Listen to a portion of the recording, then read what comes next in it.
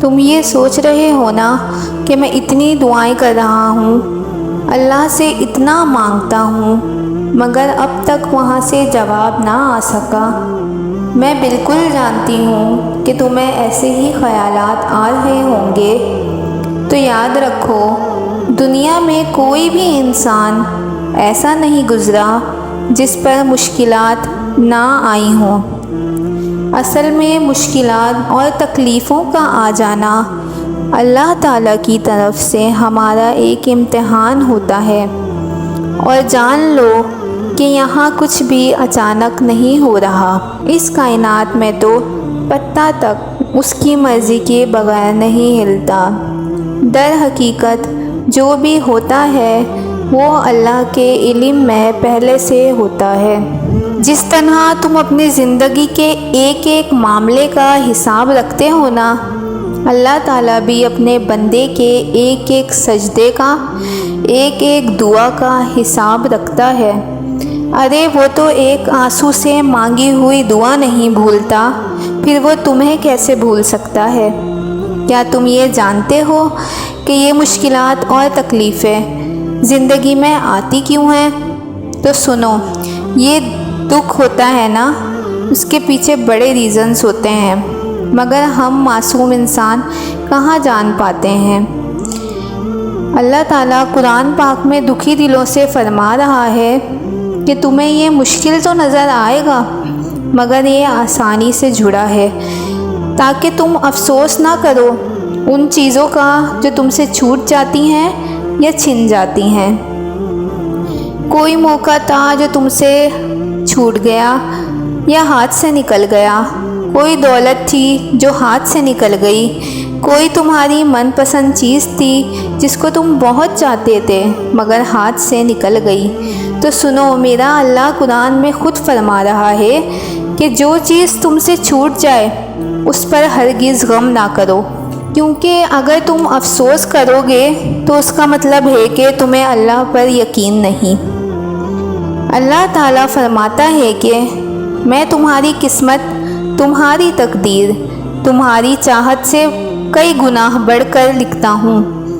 اگر تم یہ گمان کرتے ہو کہ زندگی میں مشکلات آخر میرے ساتھ ہی کیوں ہیں، تو سنو، ہر مشکلات اور تکلیف کی ایک ایکسپائری ڈیٹ ضرور ہوتی ہے۔ غم مسلسل نہیں رہتا، بس یہ تمہارا ایک امتحان ہے جس کا دورانیہ کسی کے لیے کم ہے اور کسی کے لیے تھوڑا سا زیادہ ہے، لیکن جو شخص جتنی بڑی آزمائش سے گزرتا ہے وہ نوازا بھی اتنا ہی جاتا ہے۔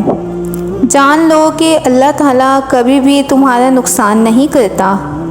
سنو، تم ڈھونڈ رہے ہو نا کہ اللہ کے راضی ہونے کی وہ خاص نشانیاں کیا ہیں جس سے ہم جان سکیں کہ اللہ تعالیٰ ہم سے راضی ہے بھی کہ نہیں۔ تو سب سے پہلے یہ یاد رکھنا کہ اللہ تعالیٰ جس انسان سے راضی نہیں ہوتا تو وہ اسے خود سے دور کر لیتا ہے، اس شخص کو بے سکون کر دیتا ہے۔ اور بس یہ یاد رکھو کہ اللہ تعالیٰ اس انسان کی پکار اتنی زیادہ یاد رکھتا ہے جو اسے آنسوؤں کے ساتھ یاد کرتا ہے، اور اللہ تعالیٰ ایسے انسان کی پکار پر فوری کن کر دیتا ہے جو دکھوں اور مشکلوں میں اس کا طلبگار رہتا ہے اور اس کی رحمت کا صبر سے انتظار کرتا ہے۔ نبی کریم صلی اللہ علیہ وآلہ وسلم نے فرمایا، جب بندہ کہتا ہے یا رب، تو اللہ تعالیٰ فرماتا ہے کہ مانگ، تجھے عطا کیا جائے گا۔ کیا تم جانتے ہو کہ تہجد میں کیا گیا ایک سجدہ اللہ سے کن کی خوشخبری لے آتا ہے؟ اللہ کی تم سے راضی ہو جانے کی ایک نشانی یہ بھی ہے کہ تمہیں عبادتوں میں سکون ملنے لگتا ہے۔ اور آج ایک بات میری لکھ کر رکھ لیں کہ اللہ کی طرف سے جو بھی مشکل ہم پر آتی ہے نا، وہ بس ایک ٹیسٹ کی صورت ہوتی ہے جس میں صرف تمہارے صبر کا امتحان لیا جاتا ہے، جس میں اکثر لوگ کافی پریشان ہو جاتے ہیں۔ لیکن یہ بات یاد رکھو کہ اس امتحان کو تم جتنے اچھے سے پاس کرو گے اتنے ہی تحفوں سے نوازے جاؤ گے۔ تم خود سوچو، اللہ نہ کرے وہ مہربان رب تمہارا دشمن تھوڑی ہے جو تمہیں ہمیشہ کے لیے محروم رکھے گا۔ اگر اس نے تمہیں آزمائش کے لیے چنا ہے تو یہ سوچو کہ اس دکھ نے تمہیں اللہ کے کتنا قریب کر دیا ہے۔ اور تم جانتے ہو کہ اللہ کن کب فرماتا ہے اور فیکون کب ہوتا ہے۔ جب تم زندگی کی گھوڑے کی لگامیں اللہ کے ہاتھ میں دے دو اور خود بنا کسی خوف کے گھوڑے پر سوار ہو جاؤ، تم نے اللہ کو بتا دیا نا کہ تمہیں کہاں جانا ہے، تو بس تمہیں اب وہاں کیسے پہنچانا ہے یہ اب تمہارا مسئلہ نہیں ہے۔ وہ جانتا ہے کہ اب کیا کیسے کرنا ہے، بس پریشان نہ ہو اور جس سمت وہ لے جا رہا ہے چلے جاؤ۔ اسے تم سے اور کیا چاہیے سوائے توکل کے۔ بس تم آنکھ بند کر کے اس سمت چل دو اور یقین کرو جب تمہاری آنکھ کھلے گی نا تو تم وہیں ہوگے جہاں تم جانا چاہتے تھے۔ سنو، میں جانتی ہوں کہ تم ابھی بہت اذیت میں ہوگے، بہت تکلیف میں ہوگے، لیکن یاد رکھو اللہ سب جانتا ہے، وہ کوئی دعا ادھوری نہیں چھوڑتا۔ بس کچھ وقت لگتا ہے اور مجھے یقین ہے کہ جب تمہارا وقت آئے گا تو تم وہ معجزے بھی ہوتے دیکھو گے جس کا تم نے تصور بھی نہیں کیا ہوگا۔